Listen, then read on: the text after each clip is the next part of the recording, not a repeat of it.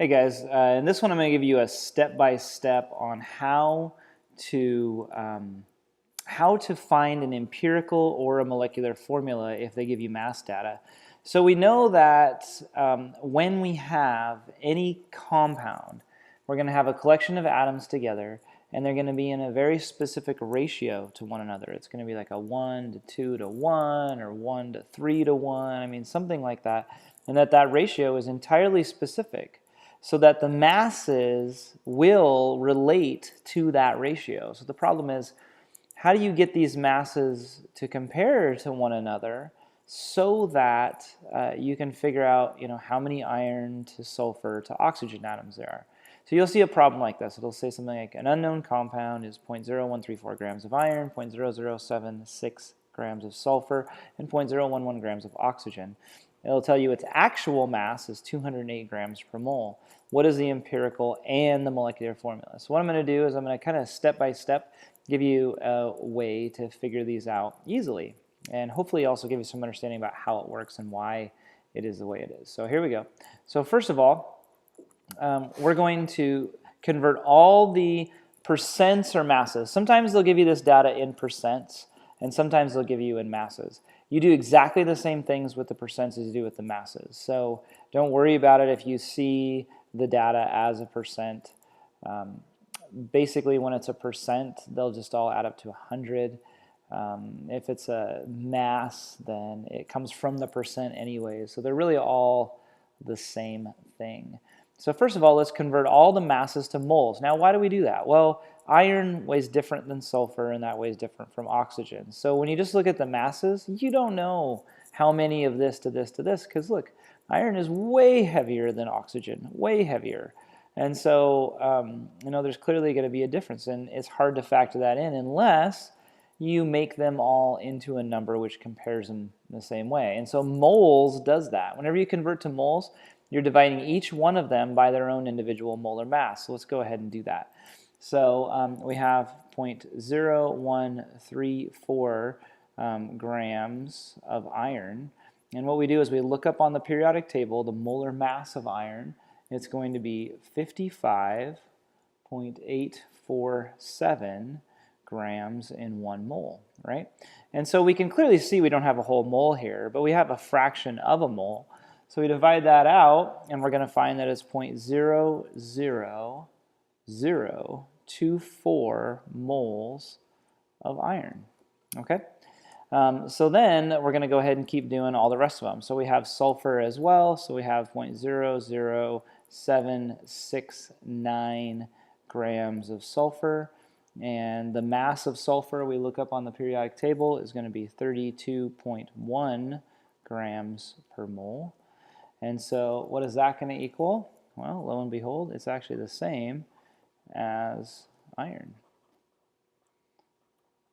So even though these are actually really different masses to begin with, you can see that because iron is so much heavier than sulfur, they end up actually being the same amount of moles. So there's the same actual number of atoms, even though there's a lot more mass than the iron, simply because the iron weighs more.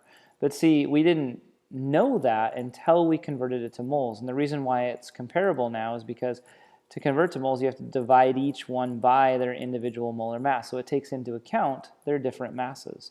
So now let's look at our oxygen. So our oxygen is 0.0115 grams of oxygen, and we're going to divide that by the molar mass of oxygen, which is 16 grams per mole, and that's going to equal 0.00072 moles of oxygen.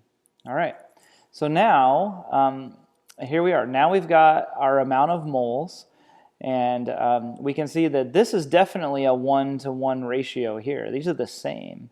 And so really the question is, then how is this one different from this? And so by looking at the moles, we can figure out the ratio. And so we'll just go to step 2 right here. And step 2 is this. Step 2 is where you basically find the ratio. Now, not always is it fairly apparent.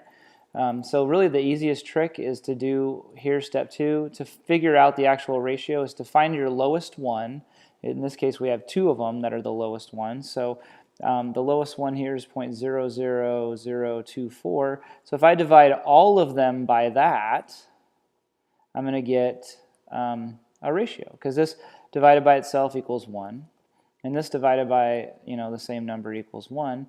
And then if I divide this by 0.00024, I get 3. And so there's my ratio right here. So there, that's just about as easy as it is. So this is my empirical formula. So my empirical formula, now we've found it. We have 1 iron, right? We have 1 sulfur, okay? And we have 3 oxygens, FeSO3. So so there we go.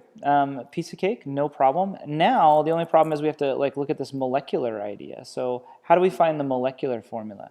Well, so this is the lowest possible ratio of 1 iron to 1 sulfur to 3 oxygen. You cannot reduce that any further. But in nature sometimes what's going to happen is that it'll actually exist as multiples of all these, because for one reason or another it takes more to form the compound.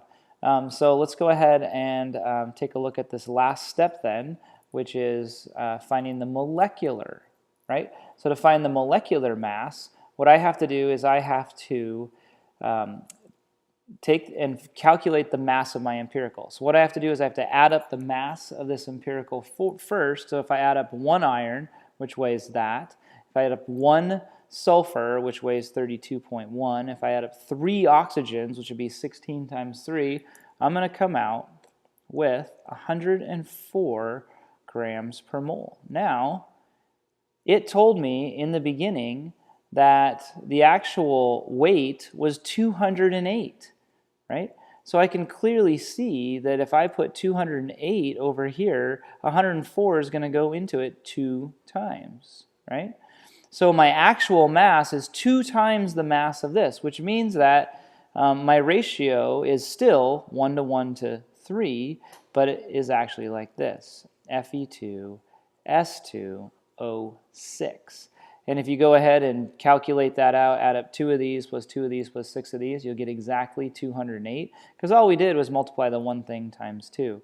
So whenever you're asked for a molecular, they have to give you this data. They have to give you this molar mass, because you add up the mass of your empirical and you see how many times it goes into that. If it's 1 time, then the molecular and the empirical are the same. If it's 2, you multiply the whole thing times 2. If it's 3, times 3, and so on. So here you go. Hope I didn't use green for this last step, but this is the last step, finding the molecular. This was this step of finding the ratio by dividing them all by the lowest, and this was this step of converting to moles. So always convert to moles first. That'll give you the ratio, and then to find the molecular, figure out if it goes into the actual mass multiple times and multiply it. So piece of cake, easy as pie.